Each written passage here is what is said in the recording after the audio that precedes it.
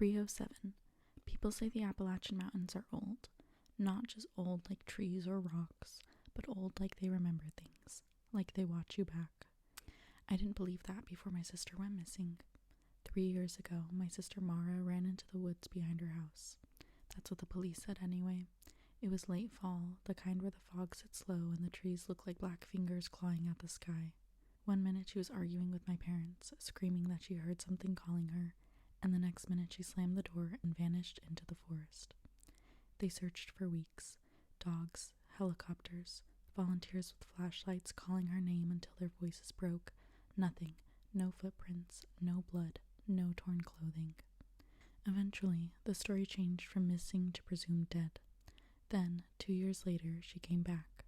She walked out of the tree line just before dawn, barefoot, clothes shredded, hair tangled with leaves and burrs. She looked thinner, like something had been slowly draining her. But the worst part wasn't how she looked. It was how she stood. She didn't cry. She didn't run to my parents. She just stared at the house like she was seeing it for the first time, or like she was trying to remember how humans were supposed to act. The doctor said she was traumatized, severe dissociation, malnutrition, exposure. They said it was a miracle she survived. I knew better, because Mara didn't blink the same anymore. She moved back into her old room, but she never slept in the bed. I'd hear her pacing at night, slow footsteps circling the room over and over, stopping at the door sometimes, just standing there, watching. The first time I saw her at 3:07 a.m., I didn't panic. I was on the phone with my friend, whispering so my parents wouldn't hear. I glanced up, and there she was, standing in my doorway. Her face was half hidden in shadow, eyes reflecting the dim blue light from my phone screen. She didn't say my name. She just watched me. When I whispered, "Mara," she tilted her head slightly, like she didn't understand the sound. Then she walked away. I told myself she was sleepwalking. People do weird things after trauma. That's what everyone says when they don't want to admit something is wrong. But it kept happening. Every night after that, I woke up exactly at 3:07 a.m. No alarm, no nightmare, just my eyes snapping open like something had pulled me out of sleep. And every time, she was there, standing perfectly still in my doorway. Some nights she smiled, some nights she frowned. Once, I swear I saw mud dripping from her fingers, even though she hadn't left the house. Her feet were always cold when she walked past my room. I noticed because the floorboards would creak differently, like her weight wasn't distributed right. I stopped sleeping with my door open. That didn't stop her. I'd wake up at 3:07 a.m. to the sound of my door creaking open, slow, deliberate, like she wanted me awake for it. I'd lie there frozen, pretending to be asleep, feeling her stare crawl over my skin. I started noticing scratches on the inside of her arms, long, deep marks that never healed properly.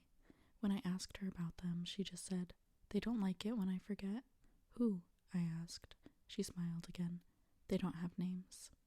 During the day, she'd stand at the edge of the woods for hours. She'd whisper sometimes, but not words I could understand. Our dog refused to go near her. He'd growl low in his throat and back away, hair standing up like he knew exactly what she was. Yesterday morning, everything broke. The police called our house just after breakfast. I could hear my mom's voice cracking from the other room, the phone clattering to the floor. My dad went pale in a way I'd never seen before. They found a body. They found Mara's body. It was deep in the woods, miles from where she'd disappeared years ago, halfway decomposed, scratch marks covered into the bones like something had tried to claw its way out. The coroner said she'd been dead for 2 years. 2 years, the same amount of time she'd been back. My parents were screaming, crying, saying it had to be wrong. That same afternoon, the thing wearing my sister stood very still in the kitchen. She didn't blink, then she smiled. She didn't wait for night. She didn't wait for 3:07 a.m. She turned, walked out the back door, and when her feet hit the grass, she ran. Not like a person, like something that finally didn't have to pretend. She disappeared into the trees before anyone could stop her. They searched again. They found another body 2 days later. No skin, just muscle and bone, scratched raw, like something had worn it until it fell apart. The police said animals, but every night, no matter where I am, I wake up at 3:07 a.m. At first, I just felt watched. Then I heard breathing outside my window. then scratching. Now, every night at 3:07 a.m., I hear someone tapping on my window, soft at first, careful, like it's asking to be let in. Right now, it's 3:07 a.m.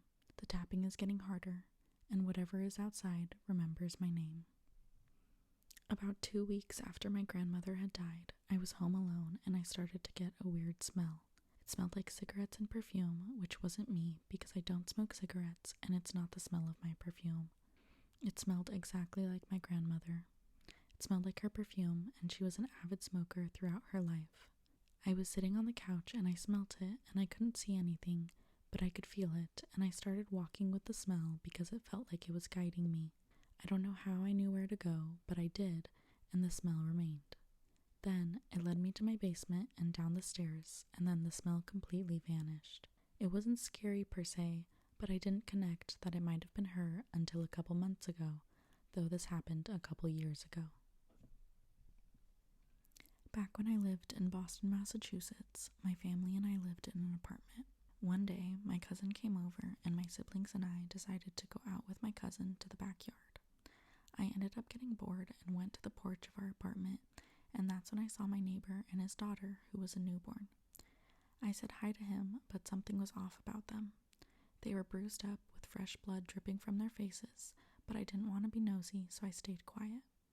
We had a conversation until I got called in by my dad. I ran upstairs and asked my dad what he needed. He asked me who I was talking to. Mind you, my dad is friends with our neighbor. They weren't close, but they talked. I simply told him I was talking to our neighbor. He looked at me weird and told me that the neighbor and his daughter died in a car accident 2 weeks ago. When he looked outside, I was talking to no one, and that's why he called me upstairs. It's been 7 years since that happened, and I still think about it.